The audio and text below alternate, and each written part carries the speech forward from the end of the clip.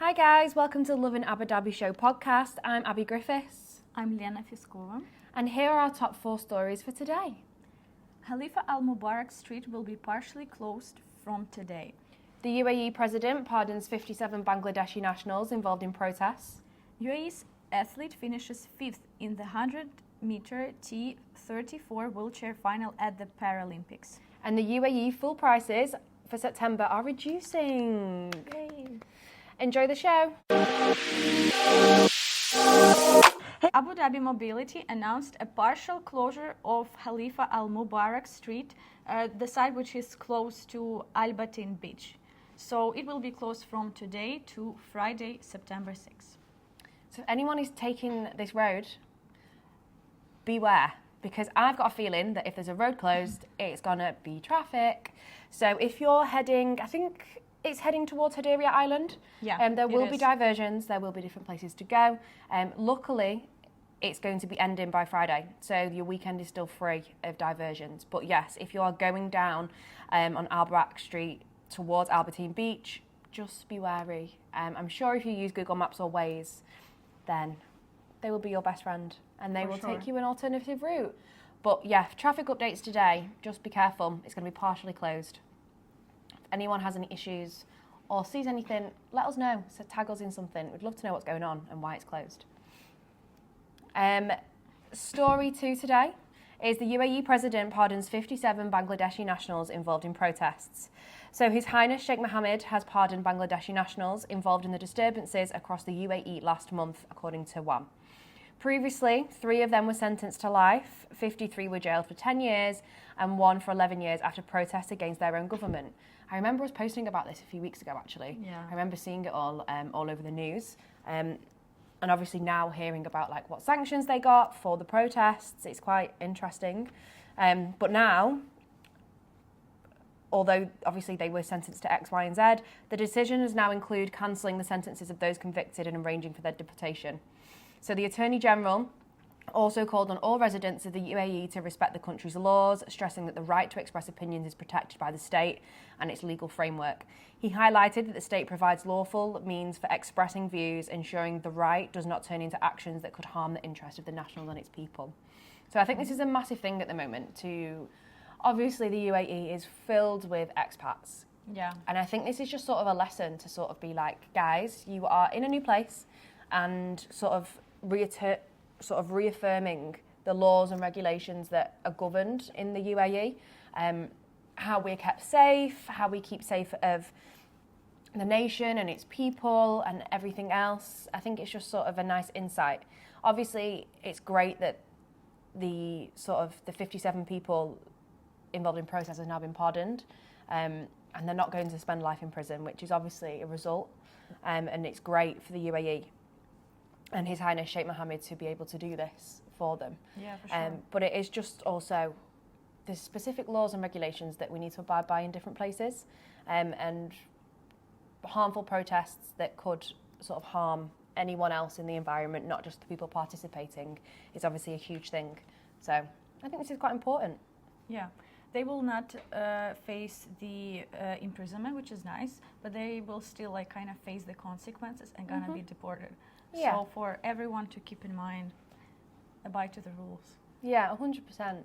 I mean, it's just a massive thing, isn't it, for the UAE? Especially, I know last week we spoke about that Abu Dhabi was crowned the safest city in the world to live. Yeah. I think this is just sort of echoes it, that looking after your people, respecting the people around you, even though you might not know them, just sort of all adds to that safety of how we all feel living and breathing here, to be honest. Yeah, I know I feel pretty damn safe here. Yeah. I can walk at night at 2 a.m., 3 a.m. and I know that Abu Dhabi or Dubai or probably any place in the UAE will be the safest one for it. Yeah, exactly. It's a nice feeling. It's a very nice feeling. Now we're going to move on to our third story. This is about 20-year-old Mohammed Othman, who was in the final at Paralympics, and he finished 5th. Amazing. Yeah, he was, by the way, the youngest sportsman on the UAE's team, and he finished 5th in the 100-meter T34 wheelchair final. he showed an impressive result of 15.40 seconds at the Paralympics, making the whole nation proud. So the gold received Thailand, and Tunisia got silver in this competition. That's amazing. Yeah. I mean, the sort of like how proud you feel to be from where you are when the Olympics are on, I think is mental. And then I know that during the Olympics anyway, I sat there and I was like, I could do this. Do you know, like when you're seeing the gymnasts and you're seeing the 100-meter sprint, and you're watching all of these absolutely unbelievably trained athletes that have prepared their whole lives for something so incredible to come to Paris. And then I'm sat there who can just about run 5K being like, yeah, I could do that. Easy. Give me 4 years. I'll be in LA for the 2028 Olympics. Obviously not. And then the Paralympics comes around and you're watching these athletes who have either been born different, which means that they've had to adapt and change the way that they train and learn, and especially doing the 100 meters in the wheelchair. Like, this is incredible, and it blows my mind that people are so determined and so capable and are doing the 100 meters in a wheelchair in 15.4 seconds. Can you imagine how much trained you need to be to do that? Yeah, the amount of strength you need to have? Literally, it's absolutely amazing. So, Mohammed, the whole UAE is behind you.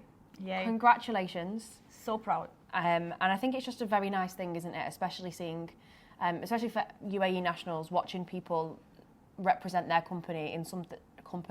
representing their country in something so high as the Paralympics. Yeah. And people just coming out with results so incredibly high like this.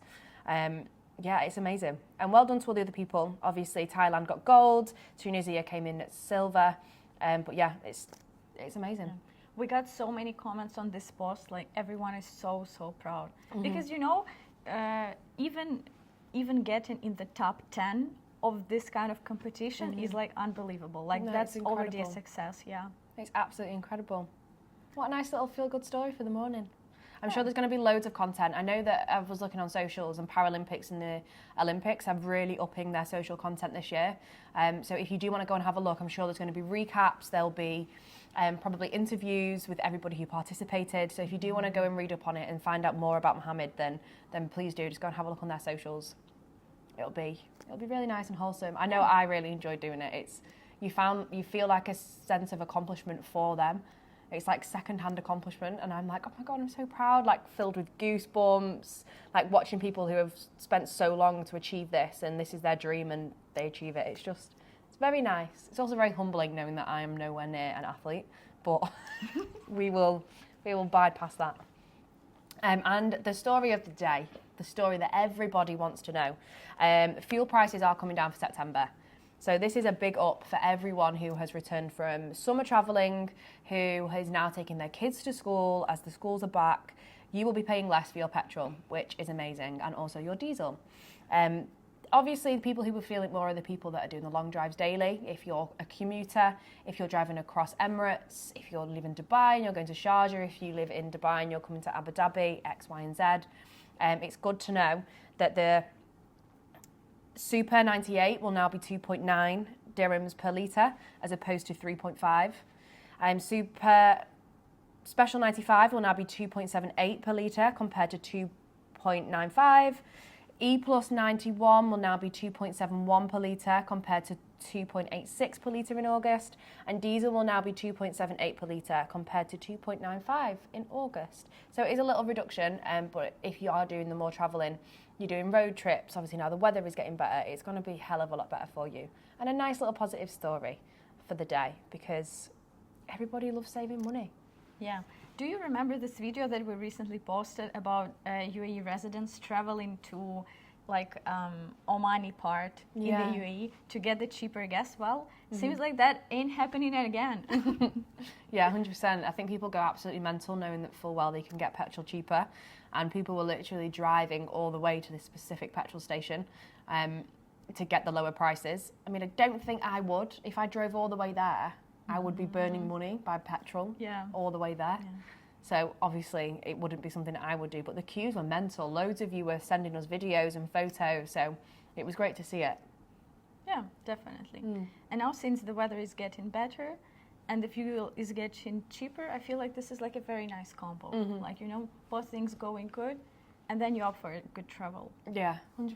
Yeah, sure. I know I like cheaper things in life, and petrol being cheaper is great. I mean, compared to being from the UK anyway, petrol prices at home were mental. I think I've increased my engine size here by double, and my petrol is still like a third of the price. Obviously, the UAE, as soon as you mention the UAE, everyone's like, Oil. Yes. Oil, Yeah. your petrol must be so cheap. Like, yes, okay, it is.